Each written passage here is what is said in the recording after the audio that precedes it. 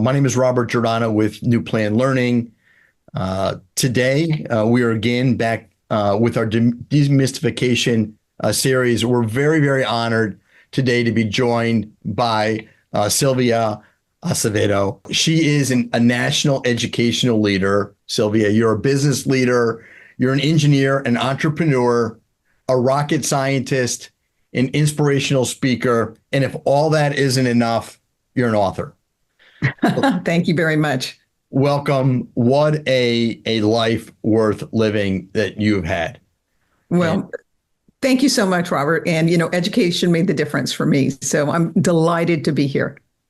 We're here to help others. We're really here. We have an audience of over 3,000 educational charter school leaders around our nation. And so we're here today to talk to you and to learn from you. I'm going to give a very brief overview in some detail, and then we can get into the heart of the matter. As I said, Sylvia is an author, and as you can see, her beautiful covers in the background. She's author of Path to the Stars, her journey from Girl Scout to rocket scientist. And wow, doesn't that sound absolutely amazing?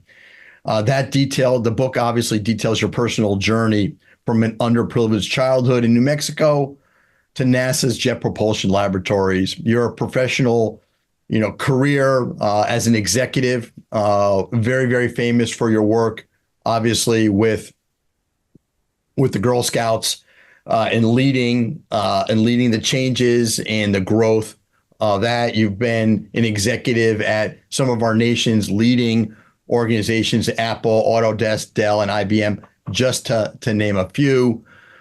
You worked with President Obama, and what an honor and a privilege that must have been to help spearhead changes, educational excellence for Hispanics in early childhood education. You have done so much to help Americans, and so that's really why we're here today is to help more Americans, to help more American educational leaders. And so today's purpose with our demystification series is really about talking about the benefits of the bilingual brain and how that shapes our brain to become problem solvers.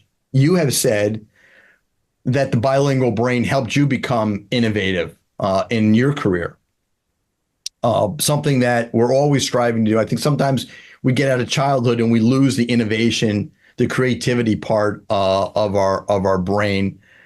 We really want to help school leaders and superintendents increase their students' academic scores, their performance. They're under immense pressure, especially after COVID, where we've seen tremendous gaps develop.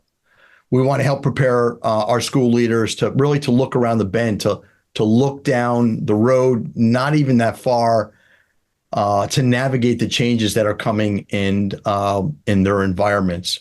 And then we want to talk about how your workbook and your book will help them. So one more minute before we get in kind of the heart of the questions. But the United States has gotten its wish since the beginning of our country. The globe has become an English-speaking globe, has it not? Yes. It is commerce, right? English is the language of commerce. It is the standard. But in getting our wish, we have certainly limited our ability because we've gotten our wish. So we have to talk about the bilingual brain, the benefits of that, and how it can help us really gain more control over our abilities to become global partners in business. But to bring it back away from the globe just a little bit, let's talk about the United States. You have said, and this was a phenomenal statistic that I did not realize. So, and if I'm wrong, Sylvia, please correct me. But 50% now of teenagers under 18 from the Mississippi West are from Latino origins. Is that correct? The Southern Belt, but that is absolutely correct. That the top U.S. states in population, California and Texas, every other person under the age of 18 is Latino origin. And then obviously that's true for Colorado, New Mexico, Nevada, and Arizona. So that whole southern sweep west of the Mississippi, half every other child is Latino. This is a huge population shift. Everybody knows it's been coming, but it's not coming anymore. It's here. Right. And so educators are now faced with this, and it's even growing larger and larger portions of our population. We need to help our educators do better when it comes to this and take advantage of this diversity. So that's where I really want to kind of dig in today with you. Let's talk about the challenges that are now facing our students and our educational leaders and some of the solutions that you've developed to help our educators. Can we talk a little bit about the challenges that you've seen as a national leader? Yeah, thanks a lot for that. The students of today are the workforce of tomorrow. That's just clear and simple. That's it. And in the United States, we're seeing ourselves with a declining birth rate. There's some states that actually are declining in population. The states that we referenced earlier are still, even though the rate of growth is declined, it's still growing. And so you're looking at the future workforce, a bigger percentage of the future workforce of America in that area. The other thing is, that point of Americans, we got our wish. English is now the business language around the world. So, but that now means it's a standard. And so other countries have made sure that their students speak English incredibly fluently. And when you're talking about countries that have 1 billion plus people like China and India, that means they have at least, a third of their population that speaks English as fluently as we do. So that's 300 million people who are now competing with us. I mean, that's almost the size of the total American population. So that puts an incredible stress on the importance of making sure that our students in the United States not only are incredibly fluent and very capable in English, but also all of their other skills are also up there, especially their STEM skills, because they're competing against the best in those countries. If you think about it, let's just say you want, the top 10%, not the top third. I mean, you're still talking about tens of millions of people that you're competing against. So that becomes really important. And I think in the United States, because we've had such an English only approach or just that focus, we haven't seen the benefits of bilingual in our country because we've been the largest market and continue to be, which is an amazing, benefit living here. But when you think about it, if your service and sales, no matter where you are in the world, is always done in the local language. Service and sales are always done in the local language, which is why people from other countries who speak other languages can come here in the United States and do really well. And pretty much many jobs are now available to them because they speak English fluently.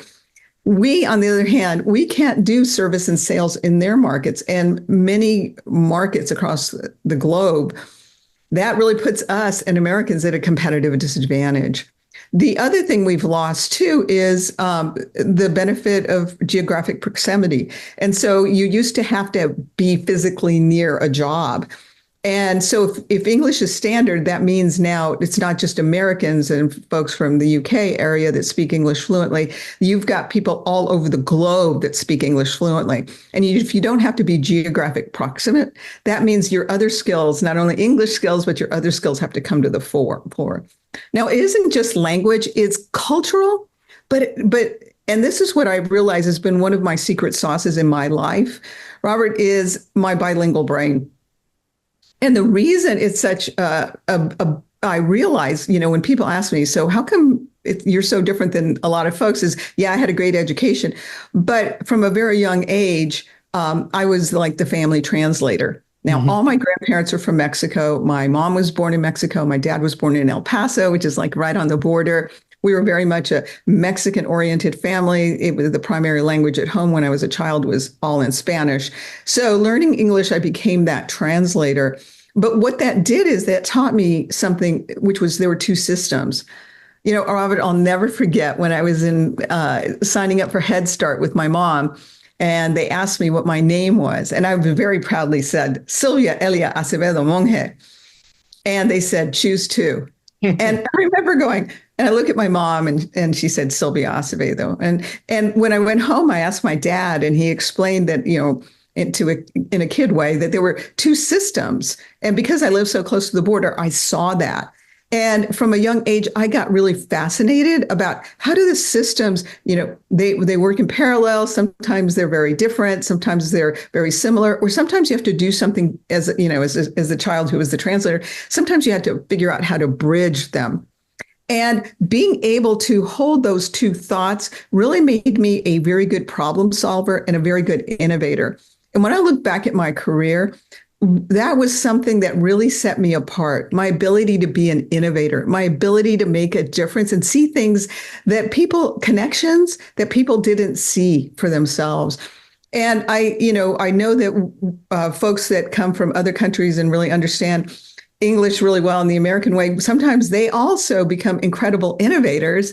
And you wonder, wow, and I know why that is because they have that bilingual brain, that problem solving, the ability to understand systems and the ability to create solutions and to find the common ground. So I really see that having that bilingual brain was incredibly important.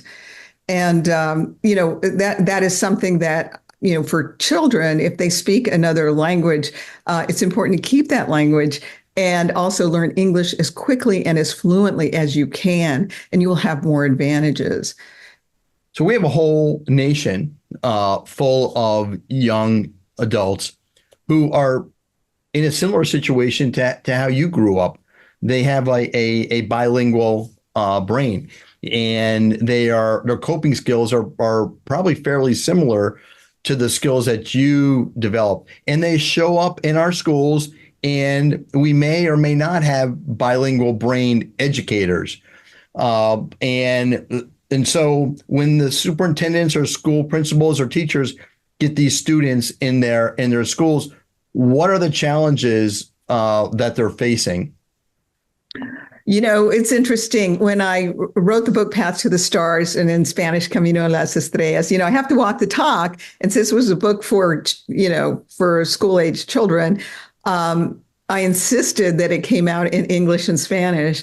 And when the publisher said, we need to see how it sells in English, I said, well, take it out of my advance, pay for it, have it come out in Spanish, because I believe so strongly in that. You need to have that bilingual brain. But when it came out, I was in St. Louis and speaking to many educators. And this one librarian said, I want to give you some feedback. I said, okay. She said, there was this one child, and he came from a Hispanic background. And she said, I could never engage him. And when I was reading your book one day in the reading circle, and we got to the part where it talked about you being a translator for the family, he spoke up and he goes, oh, I have to do that. He goes, it's so exhausting.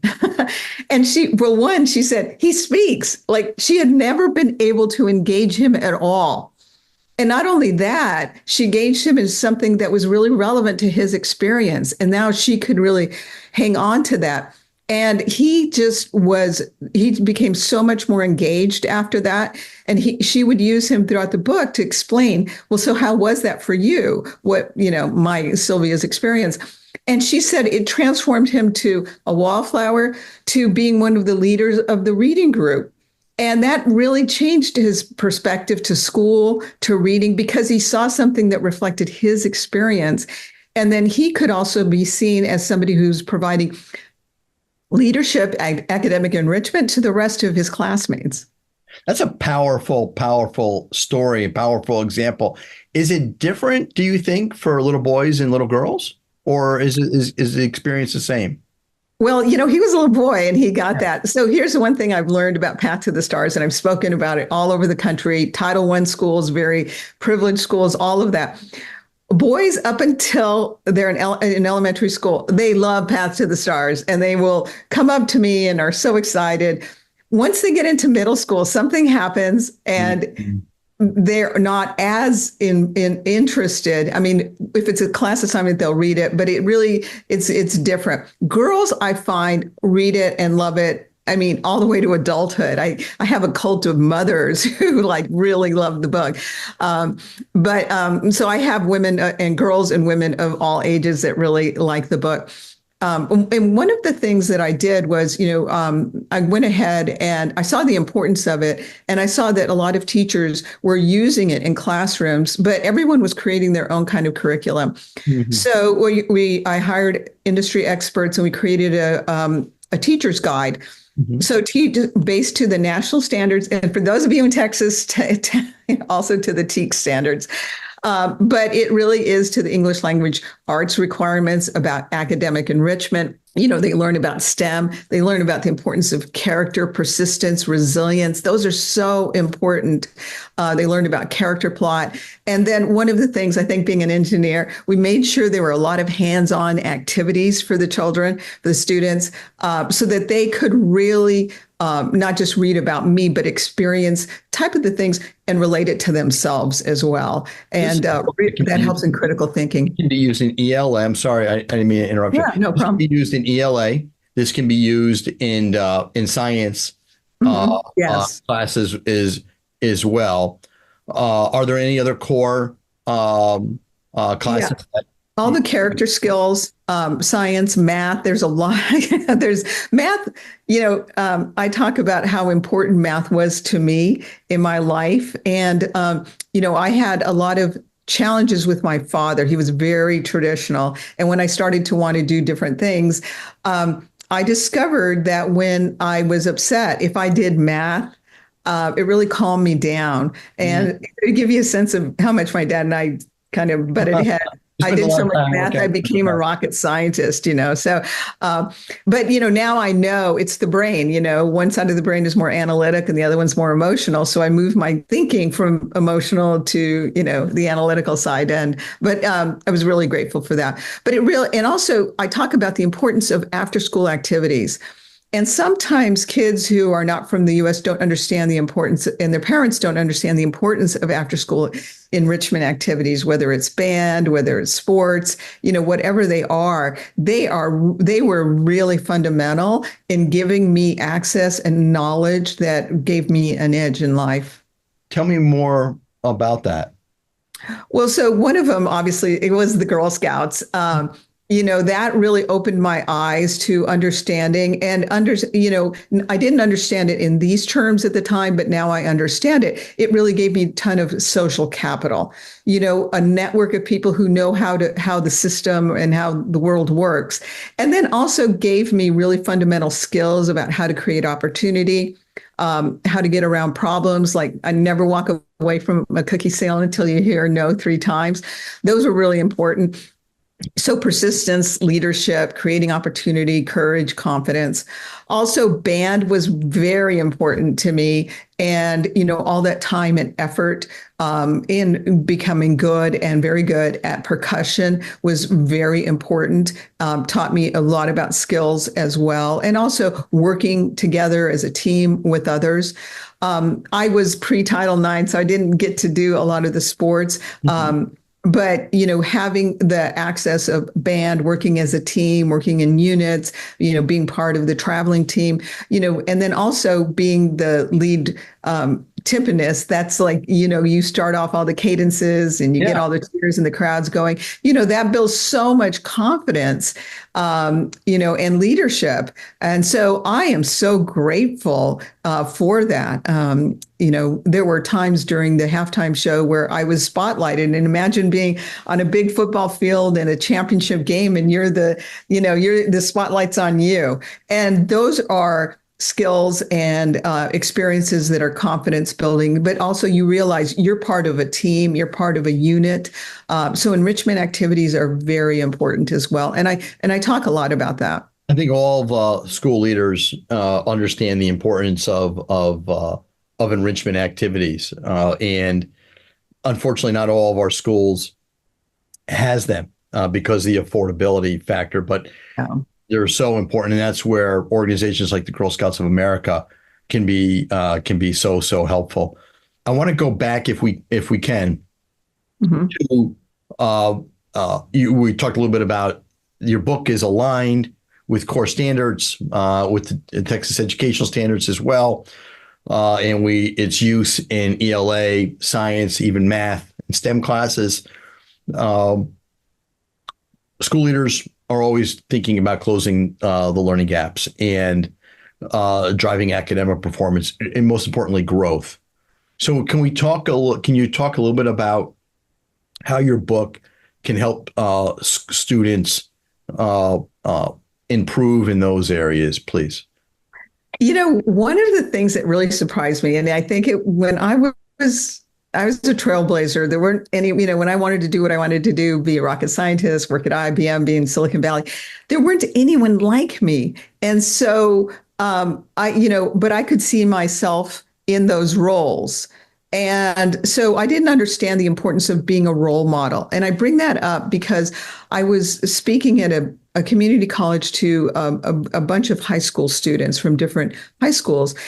And after my speech, I was walking out and there was a really long line of students. And I joked to the event manager, I said, that's the line for lunch. And she said, no, Sylvia, that's the line of students that want to talk to you. And luckily, I didn't have anything else on my calendar. And I spoke to every student. And one of the things is they kept saying, how come I don't know about you? I didn't know there was, either if they were female, they were like, I didn't know girls could do what you did. Yeah. And boys were like, I see somebody like me, like my family doing that. I didn't know I could do that. And that really stressed to me the importance of role models. And so that's why I decided to write Path to the Stars and Camino a las Estrellas, because I realized, there were hundreds of kids that I spoke to, and they were hungry for this role model. How come I don't know about you? I want to be like you. Girls would say to me, I'm really good about math, but I don't tell people that I'm good at math because, that's not supposed. So I really help them understand that it could be them. And, now that I've written the book and I have girls come up to me and they say, I sleep with your book under my pillow because I want to be like you. It's just so inspiring because they don't see that elsewhere. And, and I think that's why it's so important for them to see that there's someone like them, somebody that maybe had the same kind of history. Mm-hmm. For a lot of women. A big group that is a big following of mine are women or girls from South Asia, predominantly India, mm-hmm. Because they have very strong gender roles in their culture. And so they really see themselves in me, in my book, and they're very strong proponents. But it's not just Hispanic, although that's a big group. And then women and girls of all groups, especially ambitious girls. There are not a lot of books for ambitious girls, and so they see that and they're like, I want this, and it motivates them. They understand, goal setting is an important part. Learning about financial literacy. I talk about financial literacy in my book because once I understood that I wanted to go to college, I knew my family couldn't afford it, and I began saving money for that and for college. And that became a very important part. But also it's very culturally relative. I talk about how sometimes I had to use my own savings to help the family out because my family live paycheck to paycheck, and sometimes there wasn't a paycheck. But I did what I could to be able to live the life of my dreams and to be able to achieve what I wanted to do, which is become an engineer and then rocket scientist and then go to Stanford at graduate school. Are there other books out there that speak to the bilingual brain, that speak to the importance of helping to educate and speak in their own language to little boys and little girls of origin? I don't know. I haven't. I know there's books that are very that tell their story, and that's important. But I didn't just want to tell my story. I wanted to focus on the specific skills, right? Yeah. So you learn the story about why I do math. You learn the story about why I learned about money. So it isn't just a story about what happened to me or what did I do, but it's also these specific skills that I learned through school became very important. And I also stress the importance of librarians and teachers. You Mhm. know, that caring adult makes a huge difference, whether they're, your Girl Scout troop leader or your, first grade teacher, your second grade teacher, your fourth grade teacher. The reason I went to Stanford was my fourth grade teacher was ahead of her time in rural Las Cruces, New Mexico. And she showed us pictures of college campuses. And remember, I'm living in the desert, Yeah. and it's brown. And she shows this picture of green hills, red tile roof, limestone building. And I blurted out as a 9-year-old fourth grader, I said, "Oh, I want to go there." I think I meant I want to go there just to see it. Yeah. But she got up from her desk and she walked to my desk. And, she said, Robert, she said, "Sylvia, that's one of the best schools in America, but one of the best schools in the world." And she said, "You're a smart girl and you can go there." And as that ninth grader, I made that goal that I am going to go to Stanford. And I did. I became one of the first Hispanics, male or female, to graduate from the Graduate School of Engineering at Stanford. What a story. I think there's another book in here for you, which it may be titled something about For Ambitious Girls. Yeah. Because we need absolutely more this, and not only just the stories, but as you said, hey, here's the reasons why. Here's some paths that you can take. Yeah, there's a lot about girls in activities, which are, huge power to them, whether they're ballerinas, whether they're gymnasts, whether they're basketball stars, soccer stars. Great. I think that's great. But it was interesting when I was going around, one of the librarians said, "I don't know where to put your book. There aren't other books like that." And hopefully it's changed at the time, but I still have a lot of people who come up to me and are so grateful that they found it and are able to use it because it speaks to a wide swath of girls. We're going to put the link to your be able to go find your book and your workbook in this demystification Oh, perfect. podcast that we're producing. But we do reach out to thousands of public charter schools throughout the nation. So we'd really like to help you with this and get this message out. Are there any other really important salient points that you would like to make today, whether it's about your book, about your life, motivational, or as you speak to school leaders who need your help and need your advice and guidance? Well, I really appreciate that question. So, I had the honor to serve in the White House administration under Obama, and I wanted to focus on early childhood because it had made such a difference in my life with Head Start.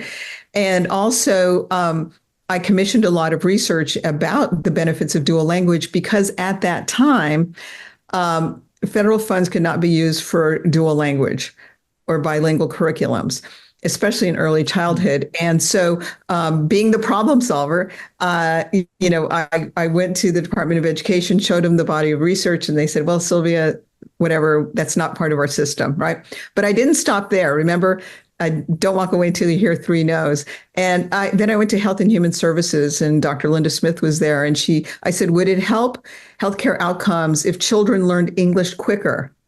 And she said, "Absolutely." I said, "Well, here's the research that shows keep a child's, home language and they'll learn English quicker. So she signed on board. So I had Department of Education, Health and Human Services, and then the military. The military really has a program actually called the Flagship Program, which is they want more Americans to speak, obviously, English fluently, but another language natively and fluently to protect America from those who would do us harm. And so they signed up. And with the support of the Department of the military, as well as Health and Human Services, and then the Department of Education, we were able to change that federal policy. First, only for early childhood, but I knew that once they saw the results, that it would quickly morph. And so it was interesting. Last August, I was speaking in California to educators, and they said, Sylvia, there's federal funds for dual language, across the board. I was like, so thank you very much. You're welcome. And so I want you to know, I have really benefited, and I called my book Path to the Stars, but I want that path to become a highway of opportunity. Mm-hmm. And I know children across America, they will see themselves in it, and they will see the opportunity with the type of enrichment they get at schools by caring adults, the rigor in the academic enrichment, the importance of STEM, of science, of mathematics, the importance of, how do you work with others, and those really important character skills that even if you have challenges in your life, and I don't shy away from some of the challenges in a school, in a middle school appropriate way. But, my younger sister got meningitis because we lived in a very poor neighborhood. It was the last meningitis epidemic. And so that completely, it was a very huge family trauma as well, obviously, as a health trauma. But the persistence, the resilience, that you can still live a life of your potential. So the book provides that hope and a pathway for the students to see their future, whatever their future is. I think that's a perfect way to bring this conversation to a pause at this point, because giving young adults a light, a pathway ahead, like that one teacher said to you when you were in fourth grade. That's one of our nation, it's one of our world's best college universities, but you're so smart, you can go there, and thus provided this path. You're doing the same thing, not only with the work that you did with the Obama administration, but here with your book, providing this pathway ahead, is you continue to give back to our nation in so many meaningful ways. Well, thank you. I feel it very deeply in my heart, and I'm very grateful. I've had so many great opportunities, and I want to give back. And like I said, I wrote the book Path to the Stars, so there was a highway of opportunity behind me. I love that. I love that saying. So on behalf of New Plan Learning and our demystification series, I want to sincerely, on behalf of our entire team, in fact, on behalf of a very grateful nation, we're all very, very thankful. Well, thank you very much. And to all the educators out there, thank you. Thank you for your commitment. Thank you to really, today's student is tomorrow's workforce in America, and you're building a strong America. So thank you.